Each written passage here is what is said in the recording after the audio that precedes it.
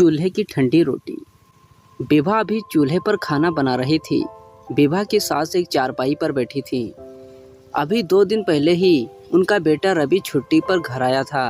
तो विभा ने कहा, माँ जी रोटी बन गई है, पता नहीं ये कहाँ गए हैं, आप रोटी खा लो ना। ना बहू ना, आ जाने दे रवि को, फिर पता नहीं कब मौका मिले उसके साथ खाने का। यह सुनकर विभा हंसने लगी। फिर सास ने मजाक में टोक दिया, हाँ हाँ ठीक है, मैं एक रोटी खा लूँगी, बाकी तुम खा लेना। विभा यह सुनकर फिर शर्मा गई।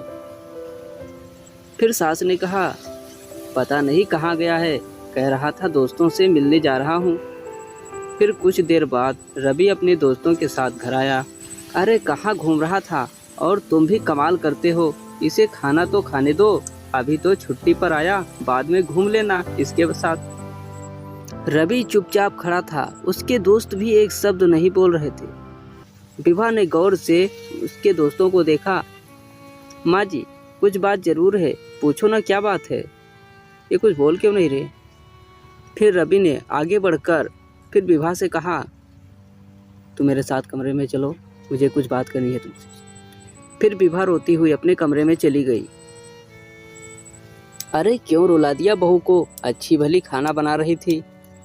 फिर सास ने बहू की तरफदारी करते हुए कहा। लेकिन रवि अभी चुप था। तभी देखा विभा रवि का बैग लेकर आ गई। उसकी आंखों से आंसू बह रहे थे। माँ वो लड़ाई शुरू हो गई है, सभी फौजियों की छुट्टी कैंसिल हो गई है। अभी 6 बजे हैं, 7 वाली ट्रेन पकड़नी होगी, सुबह 10 बजे रिपोर्ट करना है। यह सुनकर रवि की माँ के हाथ पैर कांप रहे थे। बेटे को बड़े गर्व से फौज में भर्ती करवाया था। इसके पिता भी फौज में शहीद हो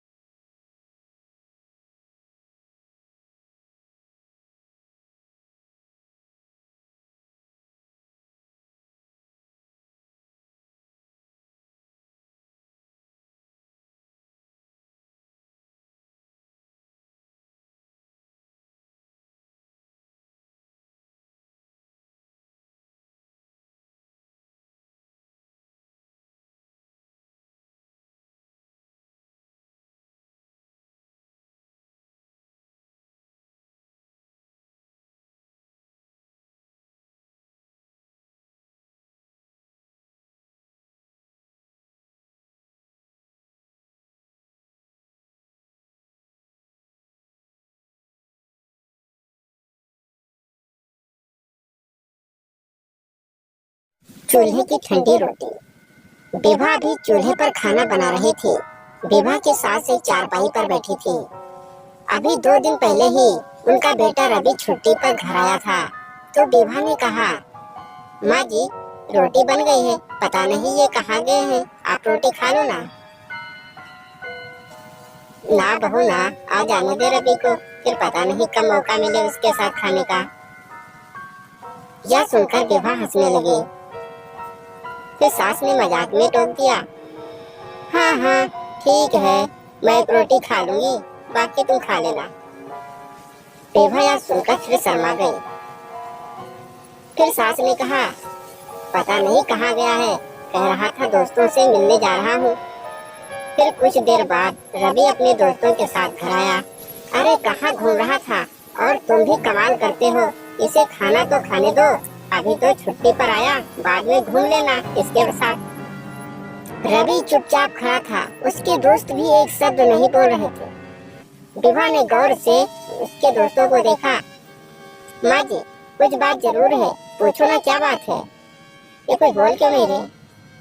फिर रवि ने आगे बढ़कर फिर विभा से कहा, तुम मेरे साथ कमरे में चलो, मुझे कुछ बात करनी है तुमसे।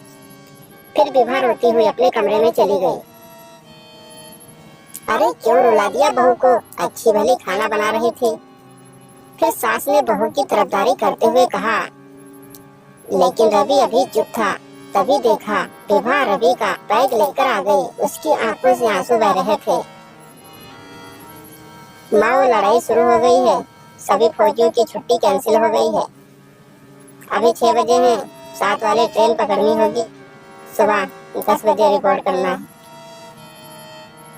यह सुनकर रवि की माँ के हाथ पैर कांप रहे थे। बेटे को बड़े गर्व से फौज में भर्ती करवाया था।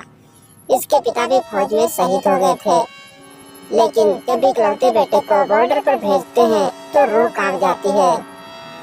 फिर उनके दोस्तों ने जल्दी से बैग लेकर गाड़ी में रखा जो वो साथ लाए थे। रवि माँ के पैर छूकर और विभा से गले मिलकर जल्दी से गाड़ी में बैठ गया। इधर चूल्हे पर रोटी जल गई थी। काफी देर रोने के बाद फिर विभा ने कहा, माँ जी आप रोटी खा लो ना।